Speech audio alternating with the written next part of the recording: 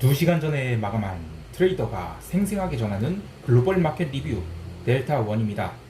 어제 우리 시장은 난데없는 급락이 나오면서 분위기가 흉흉했는데요.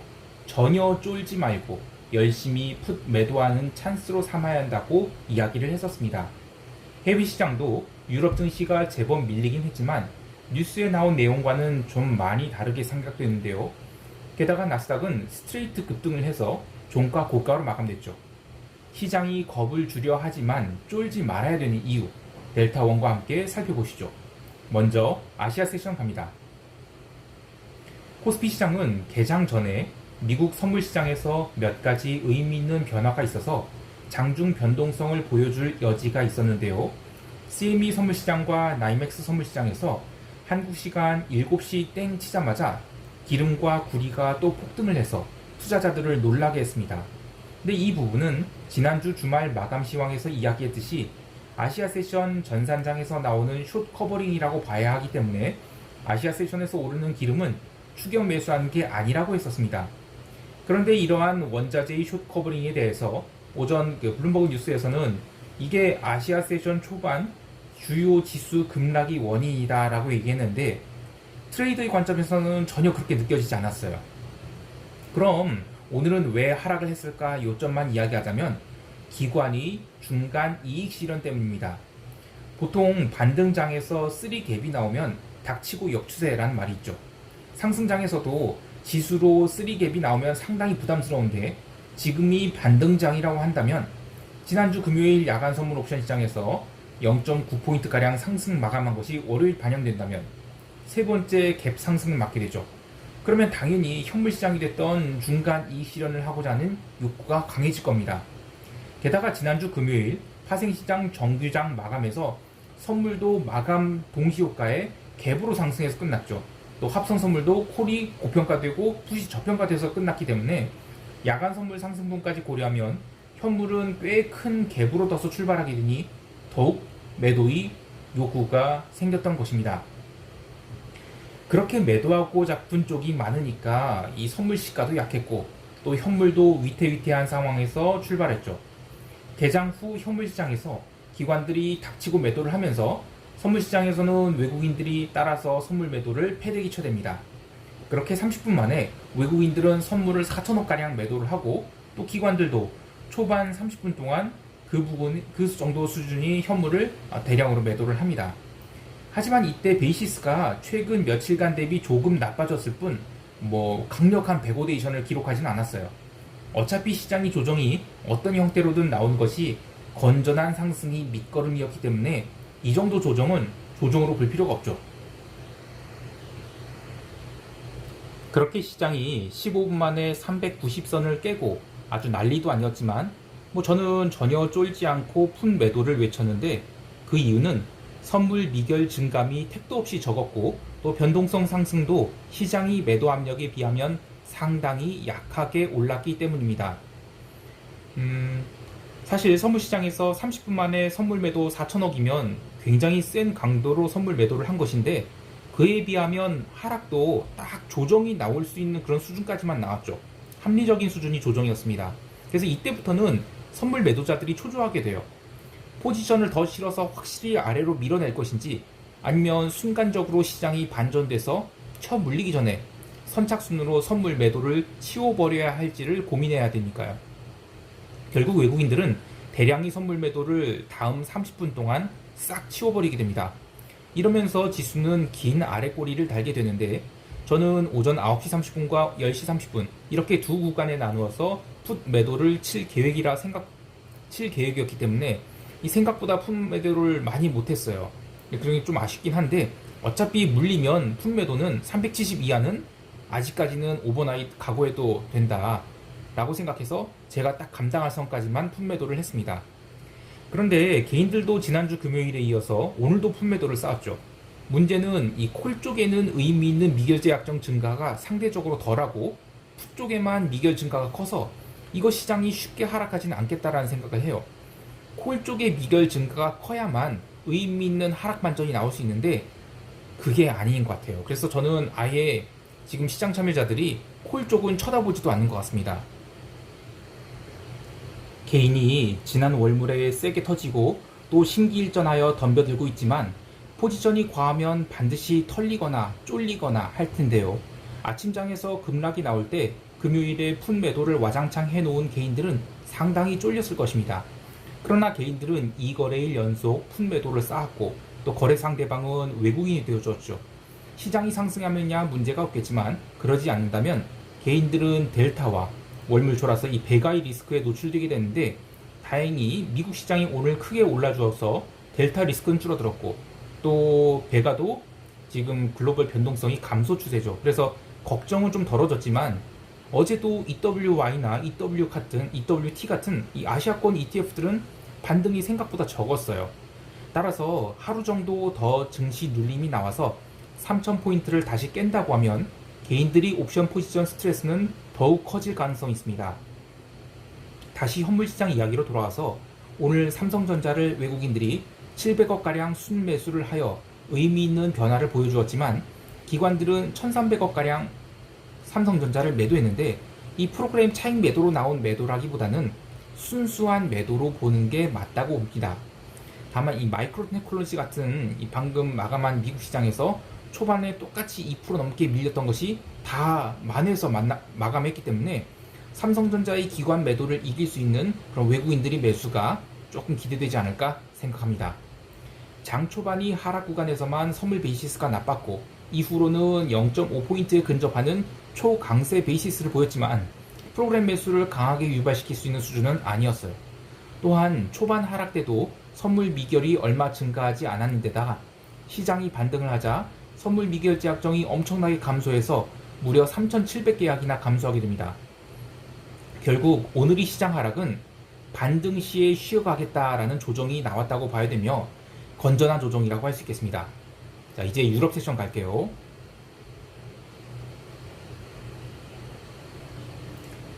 유럽 증시는 본장 시작 전부터 조금씩 지수 선물이 밀리더니 본장 들어와서 낙폭을 제법 확대해서 기어코 마이너스 1%대 하락을 보여줬습니다. 특이한 것은 미국 세션 본장이 시작되고 반등이 제법 세게 나온 상황에서도 유럽 증시는 반등을 거의 하지 못했는데요. 언론에서는 유럽 증시 하락 원인에 대해서 중국이 3분기 GDP가 컨센서스보다 적게 증가를 해서 그것이 이제 공동 부유론을 포함해서 여러 가지 규제들로 인해 발생한 것이고, 그러면 이제 유럽이 럭셔리 업체들, 뭐 LVMH나 캐링 이런 것들이 좀 세게 얻어맞지 않겠느냐 하면서 이제 조정이 나왔다고 얘기를 합니다. 근데 저는 그냥 갖다 붙인 이유 같고, 유럽 세션에서는 이 장기 채권이 폭등을 했어요. 그리고 독일, 이탈리아 채권이 스프레드가 턴을 한 것, 증가로 이런 것들이 일종의 리스크 오프를 유도해서 마침 급등한 유럽 증시에 조정이 빌미가 되지 않았나 생각합니다. 커머디티도 아시아 세션에서 갭으로 날아가고 오버슈팅을 보였는데 유럽 세션 초반까지만 해도 과격한 흐름을 보였던 기름과 구리는 시간이 지날수록 안정을 찾았고, 미국 세션 들어서는 갭 상승한 부분을 계속 반납해서 일봉상으로도 큰 윗꼬리 음봉을 만들었습니다. 이 정도만 봐도 지난 한 주 동안에 있었던 에너지 오버슈팅, 커머디티 전반적으로 확산되는 인플레이션 위기가 단기 정점을 찍은 게 아니냐 할 수 있는데요. 결론만 이야기하자면 그렇지 않다고 생각합니다. 물론 아시아 세션에서 오버슈팅한 부분을 돌려준 것은 분명 시장이 한 템포 쉬겠다는 신호를 준 것이지만, 그렇다고 해서 윗꼬리 음봉 하나로 시장이 하락 전환하지는 않기 때문이죠. 실제로 주요 언론에서 미국 세션 상승 마감을 이 커머디티 상승세가 멈춘 것이라고 이야기하는데, 커머디티가 윗꼬리를 달았을 망정 하락폭 자체는 그다지 크지 않았습니다. 그리고 구리 같은 경우에는 톤당 1만 불을 계속 지켰고요. 기름도 텍사스 기름의 경우 11월물에서 12월물로 롤오버하는 구간이라서 어쩔 수 없는 매도 물량이 있었을 뿐 시장을 적극적으로 압박하지는 않았다고 보고 있습니다. 전반적으로 유럽 세션은 이 증시 눌림은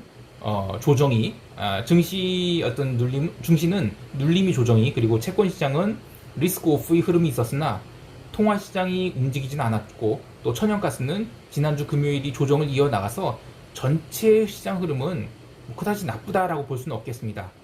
이제 미국 세션 갈게요.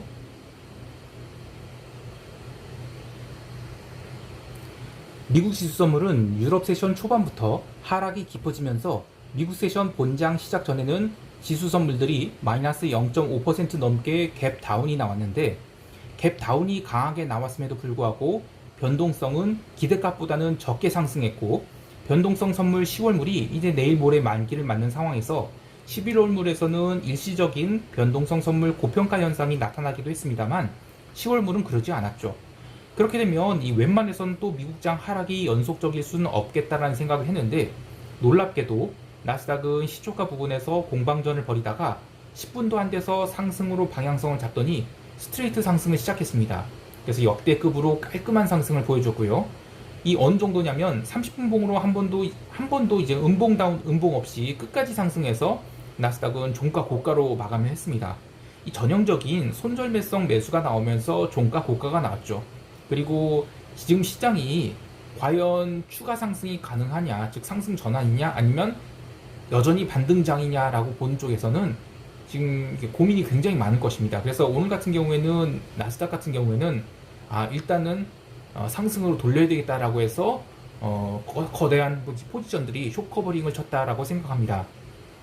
개별 종목 보면 이 테슬라 같은 종목도 신고가에 거의 다 왔죠. 그래서 또 강력하게 숏 커버링이 나왔고, 페이스북 같은 종목도 그동안에 강하게 눌렸던 게 숏 커버링이 나오면서 지수 상승을 이끌었습니다. 근데 이제 주요 언론에서 이야기하듯이 아까도 얘기했지만 그 기름을 포함한 주요 원자재가 조정을 보여서 미국 증시가 반등했다라고 보기 어려운 게, 원자재의 조정폭이 고점 대비로는 좀 있지만 전일 종가 대비로는 얼마 되지 않아요. 그리고 오늘 이제 시장이 반등한 거는 구글이나 페이스북 같은 이 빅테크 중심이었어요. 그렇다고 뭐 채권 금리가 조정을 보인 것도 아니었죠. 그리고 지수의 반등 패턴을 보면 이 S&P 같은 경우에는 변동성 매도의 반등이고, 또 나스닥은 숏 커버링이 반등이었죠. 그렇게 해서 뉴스에서 얘기한 것처럼 원자재나 채권 때문에 미국 증시가 올랐다라고 생각되진 않아요. 개별 종목도 웰스파고 같은 것이 강하게 올랐는데 나머지 금융주는 또 쉬었거든요. 근데 이런 거는 지금이 장이 숏 커버링성 장세이지 이 새로운 모멘텀으로 움직이는 장은 아니라는 증거가 되겠습니다. 또 제약바이오 섹터가 좀 강하게 망가진 것도 특징이네요. 이제 시장 총평하면서 대응 전략 이야기해 볼게요.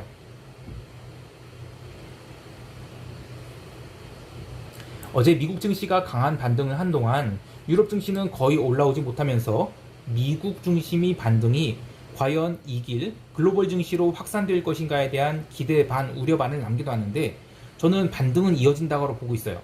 다만 반등을 따라가기에는 아주 짜증나는 흐름이 이어질 것으로 보이는데, 시장이 강하게 오르려면 신규로 방향성을 잡고 시장을 당기는 그런 에너지가 있어야 되지만 그런 게 없습니다.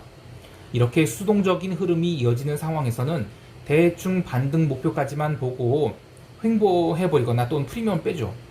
근데 사실 어제 옵션 프리미엄은 생각보다 많이 빠지진 않았습니다. 그래서 장중 매매로 이익을 내기가 굉장히 힘들어요.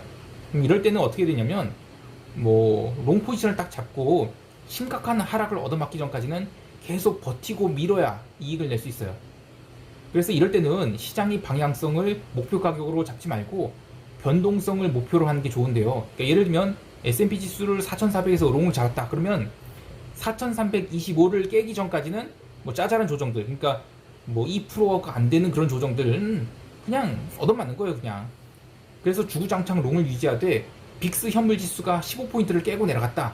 그러면 지수도 꽤 많이 올라왔을 거예요. 그럴 때 S&P 롱을 청산하겠다라거나, 아니면 변동성이 15포인트에 도달하고도 한 일주일 정도 더 지켜봐서 변동성 급등이 나오지 않는 이상은 계속 들고 가겠다. 이런 식으로 하는 게 좋습니다. 근데 이런 청산 기준은 최악의 경우가 있어요. 뭐냐면 변동성 하락을 동반한 점진적 조정에는 무조건 당하게 되어 있습니다. 근데 지금처럼 변동성이 계속 줄면서 점진적인 상승이 나오고 있고, 또 해외 시장 여파로 갭다운이 나왔는데도 유럽 세션에서 지금 지수가 밀려서 갭다운이 나왔는데 미국은 양봉이 나와줬어요. 그러면서 이제 오르면 이 시가 고가로 출발해서 대형 음봉을 얻어맞기 전까지는 계속 롱을 유지하는 게 장중에 이런저런 매매하는 것도 훨씬 나은 성과를 보여줍니다. 또 대형 음봉을 얻어맞게 되면 변동성이 상승을 동반하죠. 그래서 변동성이 이거 과도하게 오른다 싶을 때는 시장에 뭔가 에러가 있다고 판단하고 바로 롱 포지션을 꺾으면 돼요. 그래서 이렇게 변동성을 죽이면서 상승한 장은 어떻게 보면 부담이 없습니다. 그래서 그냥 장중 롱 포지션 잡고 계속 밀고 가는 게 어떤 면에서는 가장 성과가 낫지 않을까 합니다. 한국 시장도 마찬가지예요. 우리 시장만이 상승 모멘텀이 지금 부재한 상황이라서 해외 시장이 움직임에 따라서 갭으로 움직이고 또 장중 조정이 과다하게 나오면 위아래 따라다니다가 다 털리게 돼요. 근데 이럴 때는 그냥 푼매도 하나만 잡고 매도 그리고 청산, 매도, 청산을 반복하면서 프리미엄 하락을 노리는 게 좋습니다. 추세적으로 상승이 나올 것을 예상하고 콜옵션을 사기에는 이미 갭이 많이 나와서 부담스럽죠. 따라서 구간별로 가장 적합한 전략을 찾아서 매매해야 하는데 지금은 푼매도 단타 반복이 가장 유리한 구간입니다. 아니 근데 왜 콜매도가 더 낫지 않느냐 할 수 있는데 지금 콜에는 미결제 약정이 없어요. 계속 제가 코스피 시장에서 얘기했듯이 미결제 약정이 부족하다는 얘기는 누군가가 상방 해지를 적극적으로 하지 않고 있다는 얘기입니다. 지수가 강하게 올라서 상방 해지 수요가 생겨야만 그 자리가 저항선이 되거나 지지선이 될 수 있죠. 최근 시장 흐름은 장중 거래량을 동반하지 않은 채 사실상 호가만 올라왔다고 보기 때문에 그래서 아직은 콜옵션에서 해지 수요가 없어요. 그런데 실제로 특정 구간에서 적극적인 매매가 일어나서 이른바 손바뀜이 나오면서 올라가야만 그 자리가 시세 전환이 돼줄 수 있는데 파생시장도 마찬가지거든요. 지금 콜옵션 쪽에서는 아예 사람들이 쳐다보지 않고 있습니다. 그래서 신규로 콜옵션을 손절하거나 아니면 신규로 매수하고자 하는 그러한 흐름이 없어요. 그런 수요가 없다는 거죠. 그래서 저는 갑자기 그런 수요가 생겨서 콜이 폭발할 수 있는 가능성이 있기 때문에 콜 매수는 당연히 뭐 밀릴 수도 있으니까 콜 매도보다는 풋매도 대응이 더 낫다라는 생각을 합니다. 따라서 한국 시장도 본격적인 방향성이 나오기 전까지는 계속 그냥 풋옵션 매도 단타 대신 내 가격으로 가면 델타 리스크가 있으니까 행사 가격은 370 이하의 풋옵션을 넌 죽었다라고 보고 단타를 하는 게 편하게 할 수 있을 것 같고 또 성과를 조금 높이고자 한다면 리스크를 감수하고 380 정도로 행사가를 올려서 대응하는 것도 나쁘지 않아 보입니다. 또한 이 홍콩 세션이 전일 장중 눌림을 크게 주었다가 마감 무렵 하락분을 전부 이겨내고 상승 마감했는데 이것을 아시아 세션 이 10시 15분이 아니라 10시 30분 이 본장 때 과연 유지할 것인지도 관건입니다. 만약에 상승세를 유지한다면 우리 시장도 굉장히 의미 있는 상승이 나오지 않을까 합니다. 자, 오늘 하루도 성공 투자하시길 바라며 이상 델타원이었습니다. 감사합니다.